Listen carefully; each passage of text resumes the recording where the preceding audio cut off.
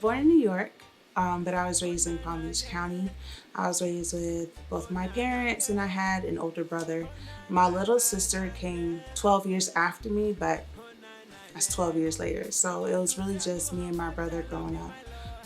We were sheltered for the most part. My mom didn't really let us go out to much places.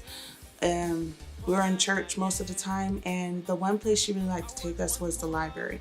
My parents they emigrated from Haiti to America, and they always wanted us to have a good education, to have good standards. They always instilled in us that what they didn't have access to, they wanted us to have access to, and they always wanted us to be the best version of ourselves that we could possibly be, because they never had a chance to do what they wanted. So at least if their kids could be the best person, then that would be a dream come true for them. So growing up, it was kind of the same, except when I was in elementary school, I went to an all-white elementary. So being a black girl in a white elementary, it was different at that time because that was back in the 90s.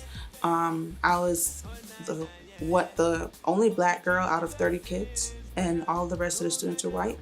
And I got used to it, I adjusted to it, but when I got to middle school and high school, I went from an all-white school to an all-black, so that was a complete culture shock. And I thought that just sticking to myself and trying to blend in and being shy would be the best way to get through life, but it wasn't. I was shy, I was quiet, I kept to myself, but people still saw me. But in the midst of all that, what I found comfort in were books. I love to read, I love to write short stories, I love to just imagine myself in other people's shoes. What would happen if I were this person, if I were that person? I love to read different type of genres, to see different type of just settings and characters and different things that they've gone through. So that was where I found most of my comfort through middle school and through high school. So it was a big help, because in the books, those scenarios and those scenes also taught me how to deal with real life issues.